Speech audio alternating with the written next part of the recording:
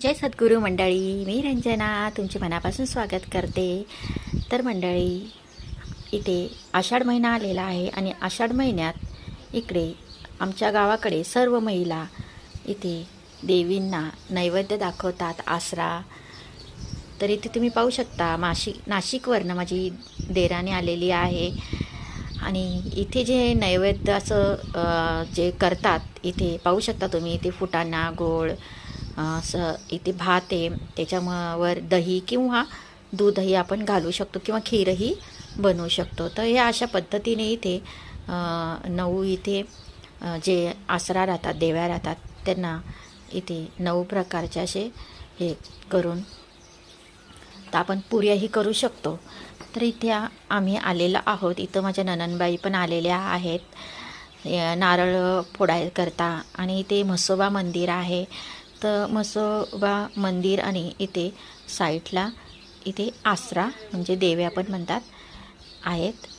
तर इथे जे म्हसोबा देव आहेत त्यांना मस्त ते शेंदूर वगैरे लावून किती छान असं हे केलेलं आहे, टोपी वगैरे उपरनं घालून।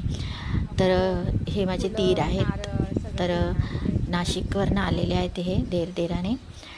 त्यांनी नारळ फुलं वगैरे सर्व आणलेले आहेत आणि 3 ताटा आहेत, माझ्या नंदेचा एक, माझा आणि माझ्या देराणीचा। तर आता इथे पूजा वगैरे आमची चालू आहे, तुम्ही पाहू शकता इथे।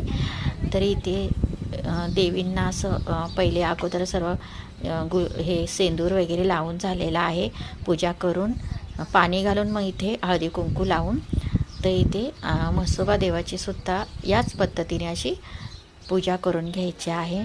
मग नैवेद्य सर्वांना दाखवून आणि त्यानंतर इथे नारळ फोडायचा आहे। तर आता इथे आम्ही सर्वजण इथे पूजा करत आहोत। तर या पद्धतीने सर्व महिला आपल्या माहेरी येतात आणि नैवेद्य दाखवतात, इथे नारळ फोडतात। तर खूप चांगलं असतं हे असं केल्याने, त्यांचा आशीर्वाद असतो। आता तुम्ही पाहू शकता इथे सर्व इथे आम्ही पूजा अर्चा अशी करत आहोत।